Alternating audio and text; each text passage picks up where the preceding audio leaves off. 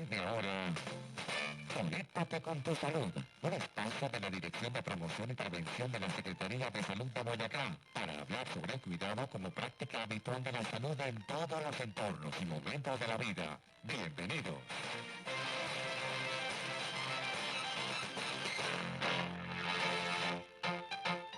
Son las 9 de la mañana y 2 minutos. Llegamos con Conéctate con tu salud. Hoy la salud mental, que es tan importante en la vida de todos y todas. Señorita psicóloga, muy buenos días. ¿Cómo está? ¿Cómo le va? ¿Cómo la trata la vida? Muy buenos días, Julio César. Muy bien, gracias a Dios. Me alegra. Muy buenos días a los radioescuchas de la emisora. Muy bien, hasta 95.1. Entonces, doctora, ¿qué tenemos para el día de hoy? ¿De qué vamos a hablar?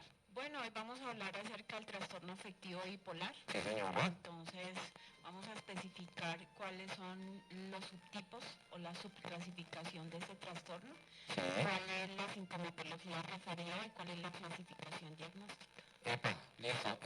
¿Por qué es tan importante este tema del trastorno afectivo bipolar?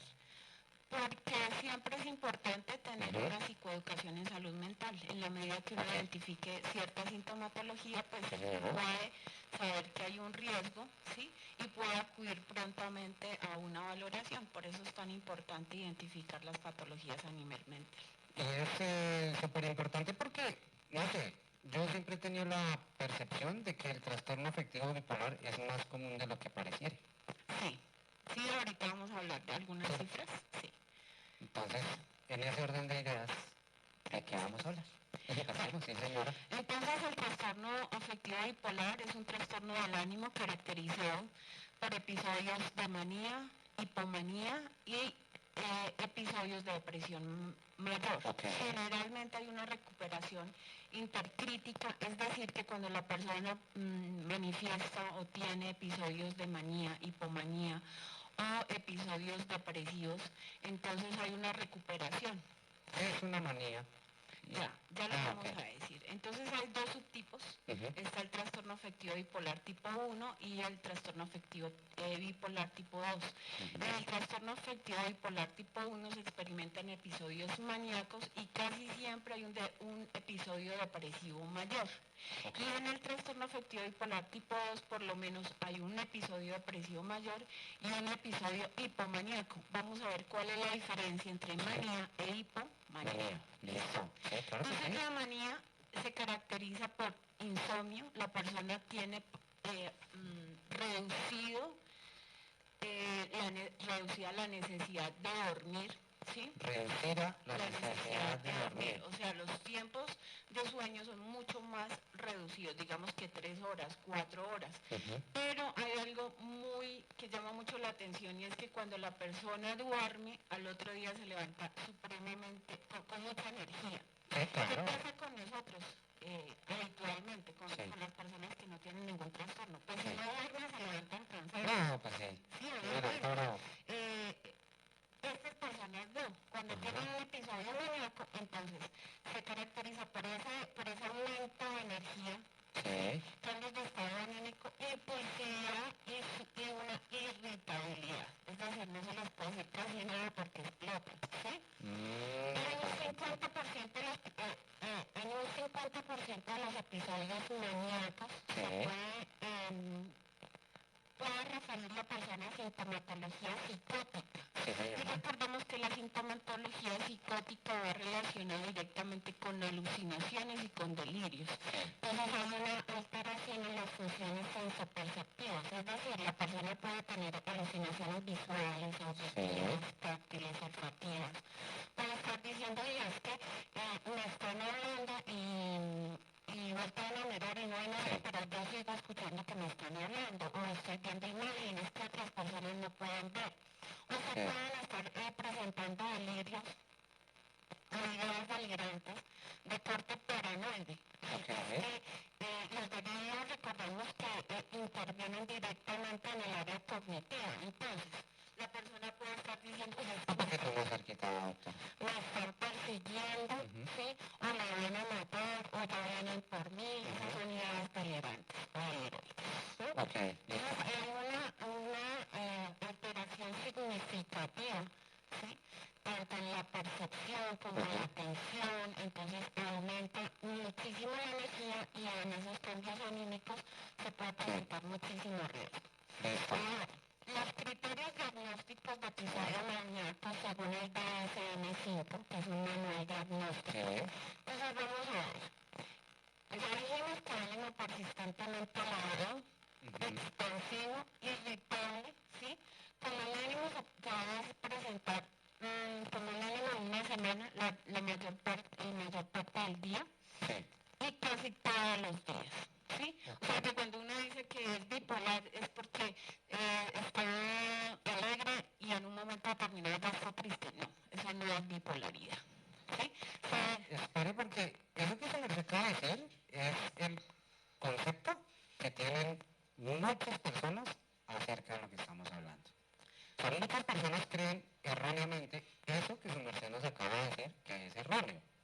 Claro, lo que pasa es que como la salud mental está tan subestimada y el hecho de que una persona tenga una patología mental es algo estigmatizado, demasiado estigmatizado.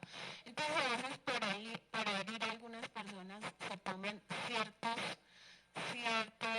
palabras, ¿sí?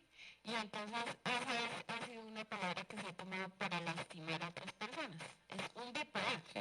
Para agredirlo, porque no, si es bipolar es porque, discúlpame la expresión, está loco, porque no va a controlar sus impulsos, porque le falta ¿Le paga el coco? le falta un barriga, así. Entonces está mal utilizado, ¿sí? Está mal utilizado. Para que se considere como trastorno afectivo bipolar, obviamente hay que cumplir con unos criterios y no con unos criterios que a uno se le ocurrieron, sino que están generalizados, estandarizados, ¿sí? Y que ese estándar se hace a nivel mundial, ¿sí? Por eso está ese manual diagnóstico. Ok, listo, sí señor. Entonces, recordemos que ese periodo persistente de ánimo debe estar, como mínimo se va a presentar en una semana la mayor parte del día y casi todos los días. Durante el periodo de alteración del estado anímico, entonces se va a presentar los siguientes síntomas. El aumento de la autoestima, ¿sí? Y un sentimiento de grandeza. Algunas personas entonces pierden la capacidad de autocrítica y de autorregulación. Entonces algunas personas como tienen esas ideas delirantes o deliroides, entonces empiezan a decir, uy, no es que yo todo lo puedo hacer. ¿Sí? O yo fui la elegida para salvar al planeta. La Virgen me dice que diga esto porque es que yo tengo esos rasgos. Se empiezan a manifestar rasgos de grandeza. Disminución, y ya lo dijimos, de la necesidad de dormir. Empieza una verborrea, la persona empieza a hablar y hablar y hablar. Pues claro, como empieza una fuga de ideas, entonces la persona empieza a hablar de una cosa, luego habla de la otra, luego habla de la otra y así sucesivamente. Y las ideas pierden correlación, ¿sí? Entonces es muy fácilmente que la persona está hablando de una cosa, resulta hablando de la otra y la otra. Y la persona o las personas que la están escuchando, entonces como que no relacionan. Dicen, pero este señor porque está hablando de esto y luego me resulta hablando de aquello y aquello. Se vuelve una conversación dispersa.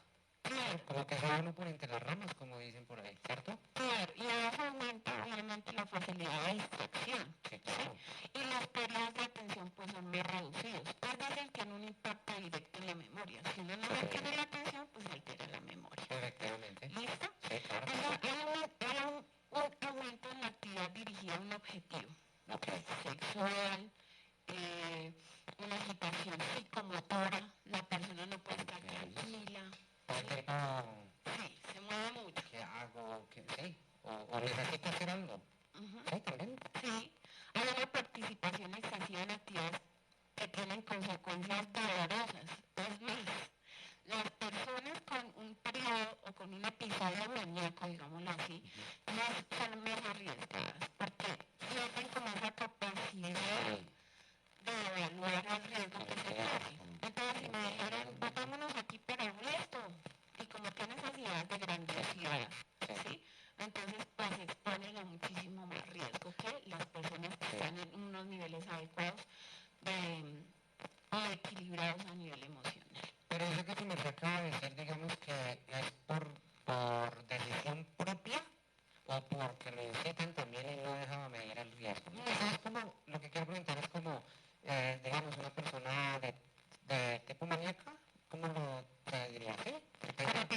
Con episodio maníaco, puede levantarse un día y decir, hoy me voy a ir a botarme en bicicleta por esa montaña. Sí, sí, lo puede hacer. Puede hacer.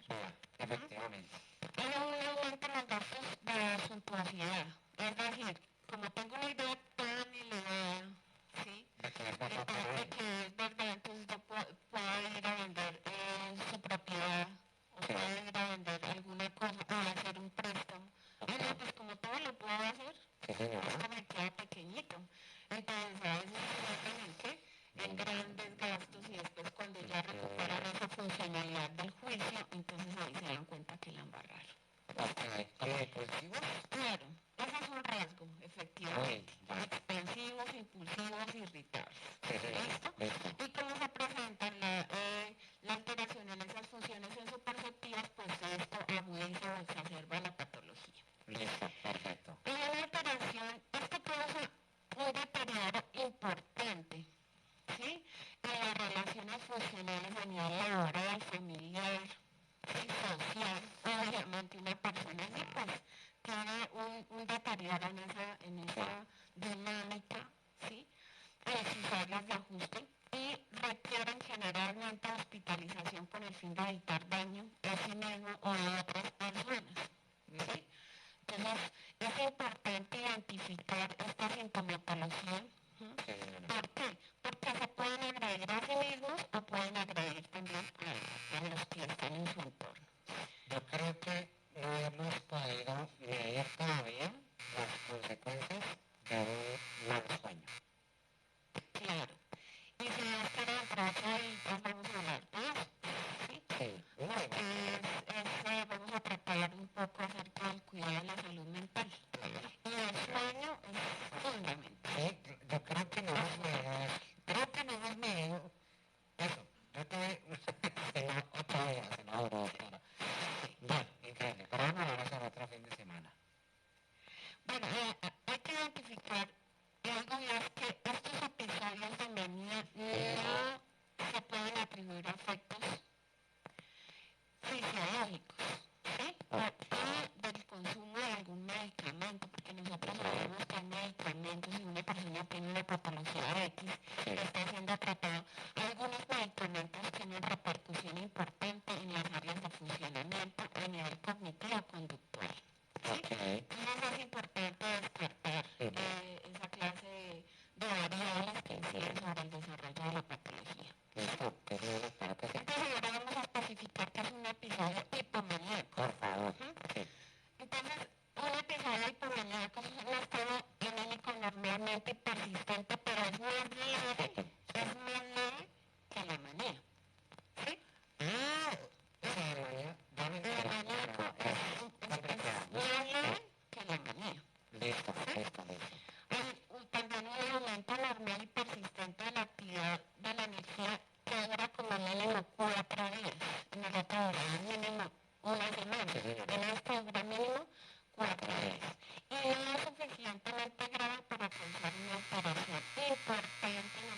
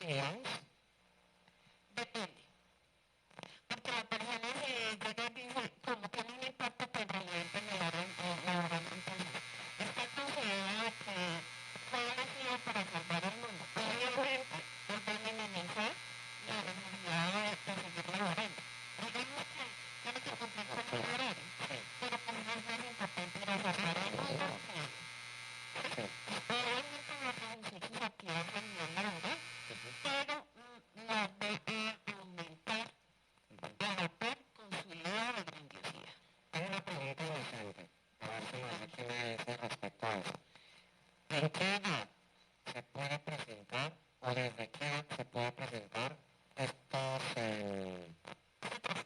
trastorno? ¿Por qué?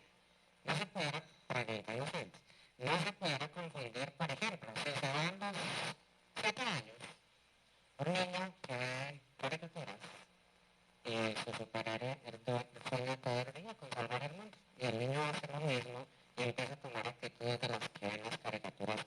¿Cómo saber que no es, que está imitando algo y que no tiene un trastorno de esto, por ejemplo?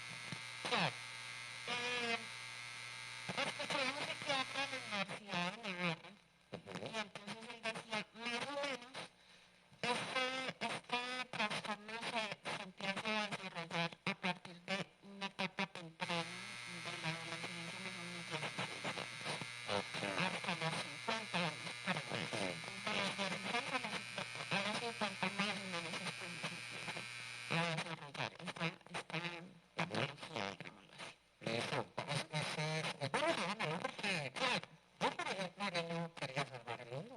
Entonces, por ejemplo, yo conozco niños que imitan a personajes, ¿sí? De repente, si uno, por ejemplo, hasta hoy que aprendí esto, si uno no lo supiera, uno pudiera decir, oye, mi hijo está imitando esto, aquello, será que tiene algún trastorno. Entonces, Claro.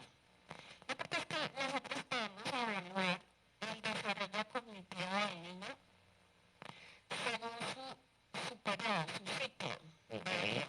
¿Sí me hago entender? Y si el niño refiere un buen patrón de sueño, ¿sí? Si no es irritable, pues, eso interesa. sí, entonces, pero esos son los criterios. Entonces, si cumple con 5 o más de estos criterios, se puede catalogar como un trastorno afectivo bipolar. Pero el hecho de que tenga ideas relacionadas con algo que hacer no necesariamente significa que tenga un trastorno. Listo, buenísimo. Claro que sí, sí, señora. Entonces, ahora vamos a identificar la sintomatología referida al episodio de depresión mayor, según el DSM-5. Ok. Entonces, las personas con depresión mayor generalmente tienen un ánimo deprimido la mayor parte del tiempo, casi todos los días. ¿Sí? Hay una disminución del interés por hacer las cosas, que eso como lo habíamos mencionado anteriormente, se llama anedonia. ¿Sí? Hay un insomnio, se presenta insomnio o hipersomnio. Nosotros habíamos dicho que el insomnio pues es la falta de sueño y la hipersomnia de querer estar durmiendo casi todo el día, a toda hora. ¿Sí? Pérdida importante de peso o aumento de peso, sin necesidad de estar haciendo una dieta, ¿no? Entonces la persona empieza a decir que no tengo ganas de comer. Algunas personas con depresión refieren que los alimentos se les modifica el sabor a los alimentos, es decir, que ya no tiene como gracia los alimentos, pierden como ese sabor característico y como que todo se vuelve muy exactamente, como muy plano, ¿sí? Hay una fatiga, un cansancio recurrente, sentimientos de inutilidad o de culpabilidad excesiva, ¿sí? Entonces ahí es cuando ya uno empieza a ver que hay una disminución en la capacidad de pensar, ¿sí? Como que hay una torpeza a nivel cognitivo, la memoria empieza a alterarse, la concentración y la toma de decisiones es un proceso muy difícil para una persona que tenga depresión, ¿sí? Entonces le preguntan a él, no sé, como que esto, aquello, ¿sí? Claro, eso produce inseguridad. La indecisión produce inseguridad.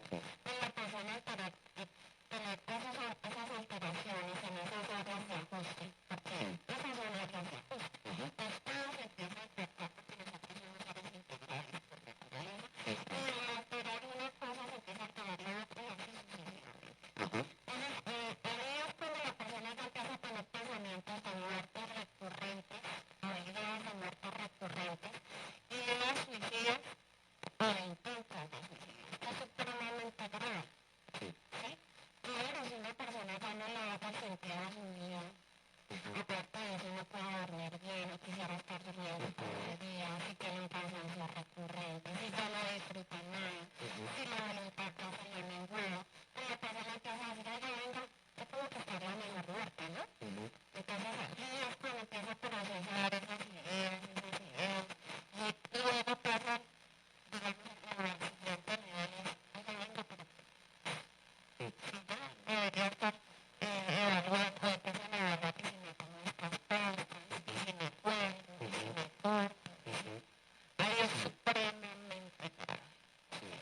¿Por qué? Porque eso es de inmediata consulta. Yo creo que hay muchas personas que buscan la forma de evadir la realidad, ¿no? Y es ahí como cuando uno empieza a darse esos síntomas que uno se acaba de decir. Es como cuando las personas empiezan a evadir lo que pasa en realidad. Que ya, o sea, ven como si mismas, como que ya no me importa lo que pase, todo lo que se me acaba de olvidar, como que voy al trabajo y me da como que igual, si me hablan, si me da igual, como que ya todo me empieza a dar igual, es mi motivo de... Pero recordemos, Julio, que si es una patología es porque se sale de la voluntad, no es que la persona quiera, ¿sí? O sea, la persona no dice, es que yo quiero estar enferma y quiero perder el sentido de la vida, ¿no? Pero eso es una patología, porque se sale de la voluntad. Nadie quiere estar enfermo. Nadie, Y absolutamente esto es nadie. un trastorno mental, ¿sí? Quiere decir que se sale y atrás la repita de la voluntad. Sí, esto. Entonces hay que ser conscientes de eso, hay que saber que hay un tratamiento farmacológico y uno terapéutico, hay que puntualizar que para esta patología lo más relevante, el tratamiento más importante es el farmacológico. Ok, Sí, es el farmacológico. ok, esto. Vamos a puntualizar también algunas generalidades, hay una prevalencia de 5 personas de cada 100 personas sufren de trastorno afectivo bipolar. O sea, es un porcentaje supremamente alto, solamente que a veces no hay un diagnóstico. El 70% hay un aumento o hay una probabilidad del 70% de heredabilidad del trastorno. Y es supremamente alto. ¿Sí? No necesariamente una persona que tenga un trastorno afectivo bipolar se lo va a heredar a sus hijos, pero hay una alta probabilidad de que así sea. Ok. Uy, ¿qué va a pasar? Sí. Del 4 al 19% morirán por suicidio. O sea, la tasa de suicidio en las personas que tienen trastorno afectivo bipolar es muy alta, si no tienen un adecuado manejo. Efectivamente. ¿Listo? Sí, señor. Entonces, el diagnóstico clínico aún no hay, en el diagnóstico clínico aún no hay biomarcadores. Es decir, nosotros no podemos, los médicos no pueden todavía decir, hacer un examen de sangre y identificamos que la persona tiene un trastorno afectivo bipolar. No. O voy a hacer un escaneo, o voy a hacer una tomografía axial computarizada y tiene. No. ¿No? Porque básicamente, hasta donde vamos, la estructura como tal no refiere al problema, es la dinámica en esas estructuras la que presenta el problema, digámoslo así. Eso es supremamente importante que se consulte, que se tenga acceso a un profesional, porque esto es un diagnóstico clínico, no lo podemos hacer así por así, obviamente. Algo que me llamó muchísimo la atención es que hay mayor prevalencia y peor desarrollo asociado a un maltrato infantil. Este es un dato. Sí, señor. ¿Cómo lo distingo hace rato? Un batazo. Eso. ¿Por qué? Porque un niño que ha tenido un maltrato a nivel infantil aumenta el riesgo, la prevalencia de sufrir esta patología. Y no solamente esta, sino muchísimas patologías. Entonces, importante saberlo, y este trastorno afectivo bipolar también se asocia con pérdida de 10 a 20 años de vida potencial. O sea, imagínense los 30 años, ¿sí? Entonces, esta clase de intervenciones se están realizando con el objetivo de concientizar a la gente que la salud mental es supremamente relevante, ¿sí? Que no es solamente que nos duele el estómago, que no es solamente que nos duele una rodilla, en la cabeza, que de pronto nos duele un diente, es que